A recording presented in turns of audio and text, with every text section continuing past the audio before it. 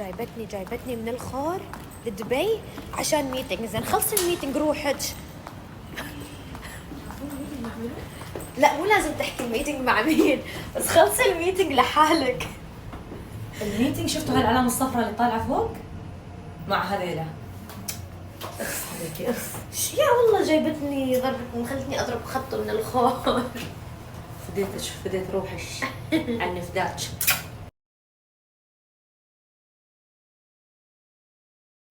هلو سنابراتي، مساكم ورد، عساكم بألف صحة وعافية. طبعا اليوم نشيت من الصبح، سوسن مو مقصرة فيني، خلتني اطلع من الخور دبي لانه كان عندنا ميتينج مثل ما انتم شفتوا مع سناب شات. تعرفنا على حبيبة قلبي آية، ما قصرت معانا، شرحت لنا وايد اشياء مهمة الصراحة ما كنا نعرفها عن السناب شات. نحن كمشاهير سناب شات في امور لازم نهتم فيها، لازم نعرفها علشان الفيو تبعنا يصير اعلى، علشان احنا كيف نقدر نخدمكم ونفيدكم بالاشياء اللي نحن قاعدين ننزلها. فصراحة وايد صارت عندنا معلومات اليوم، وانا وسوسن اكيد محضرين لكم وايد اشياء حلوة مع بعض. فيس خليكم معانا. طبعا من خلصت من الميتنج وين رحت؟ دايركت رديت الخور.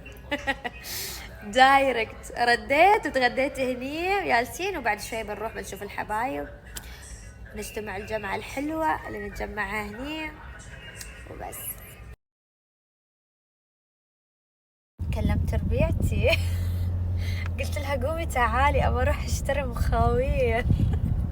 قالت لي الحين طبعا بنروح شوي نتسوق لنا كم شغلة وبنروح العزيمة. مو عندي البنات مو ما يتكلمون. وين الحين؟ صوب وين؟ هناك؟ جيرة. صوب الوجيرة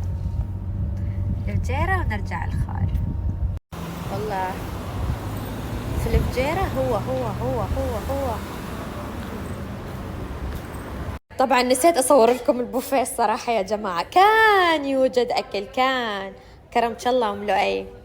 احلى شيء هني في الخور ان كل السويتات صنع ايديهم، اشياء لذيذة بالعافية علينا.